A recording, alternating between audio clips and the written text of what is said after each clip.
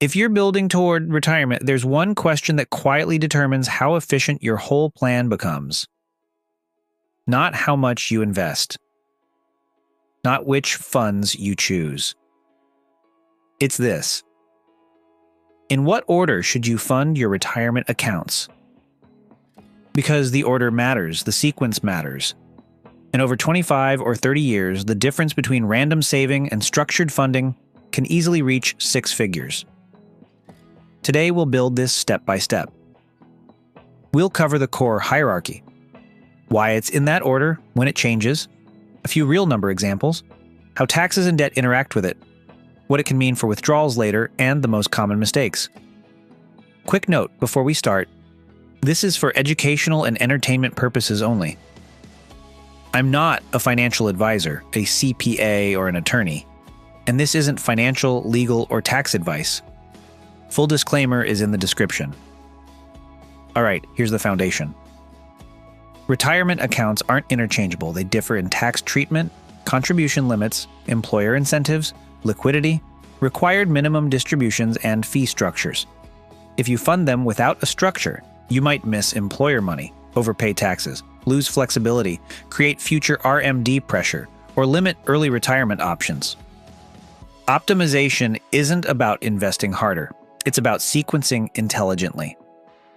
First, capture the full employer match. This is always first. If your employer offers a 401k match, that's part of your compensation.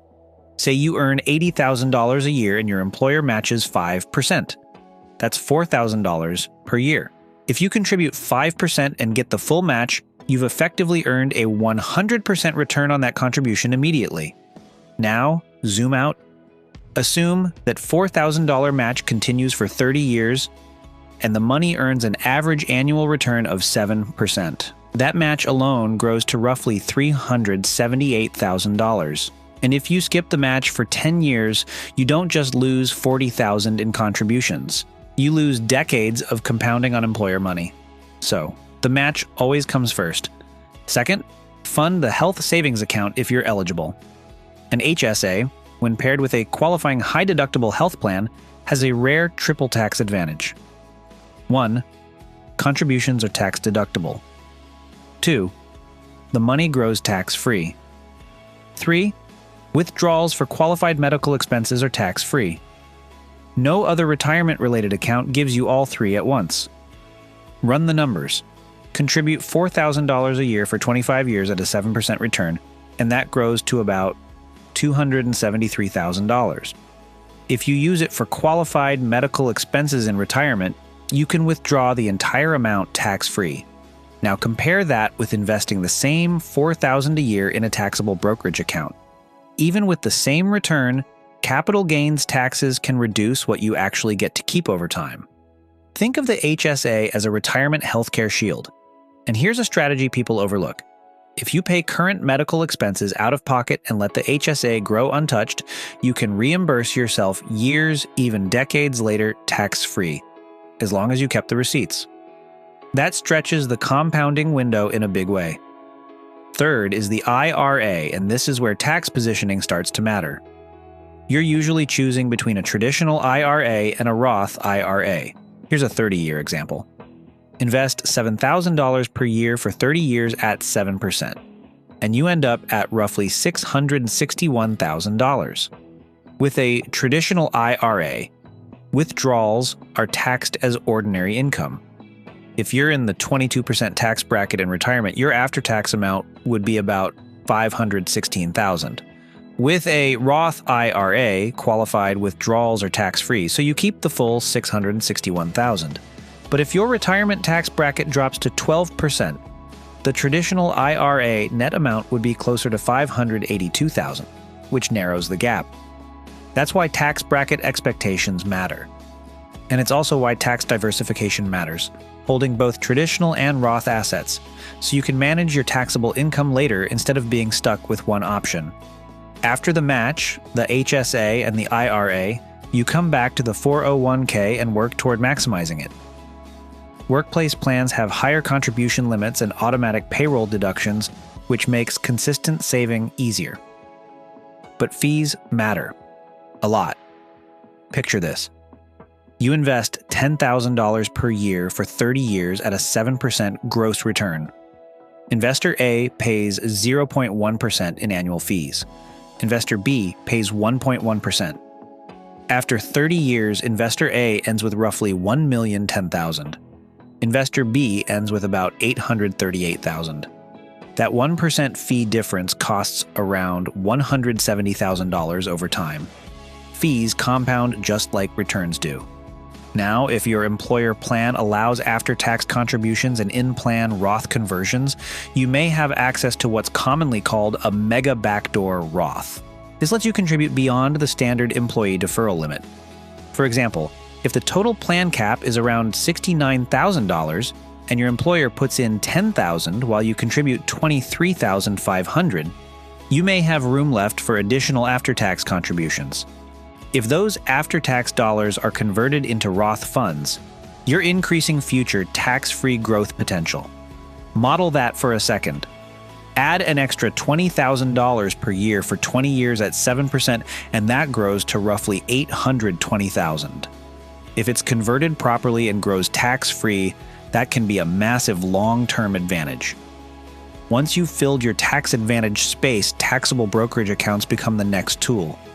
Taxable accounts have unlimited contributions and full liquidity, which is especially useful for early retirement planning. Say you want to retire at 55. Most retirement accounts have restrictions before 59.5, though there are exceptions. If you need $50,000 per year for 5 years before you can access retirement accounts freely, that's $250,000 you'll want accessible. A taxable account can be that bridge. Now, how does this hierarchy change with income?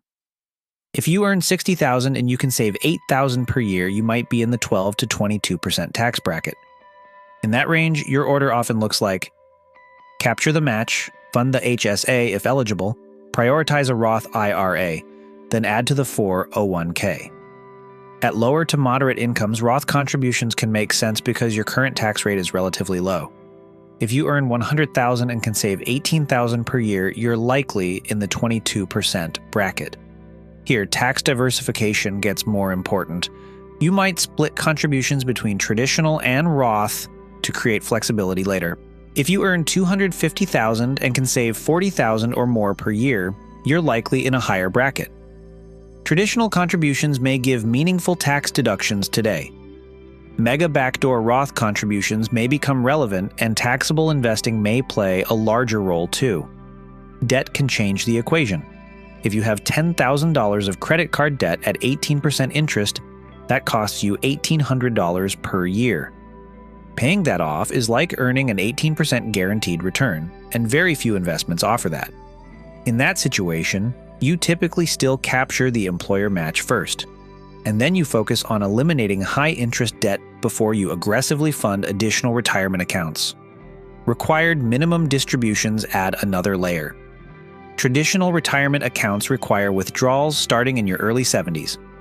If you build a large traditional balance, those mandatory withdrawals can push you into higher tax brackets. For example, if you reach age 73 with $1.5 million in traditional accounts, your required distribution might be over $50,000 in the first year alone.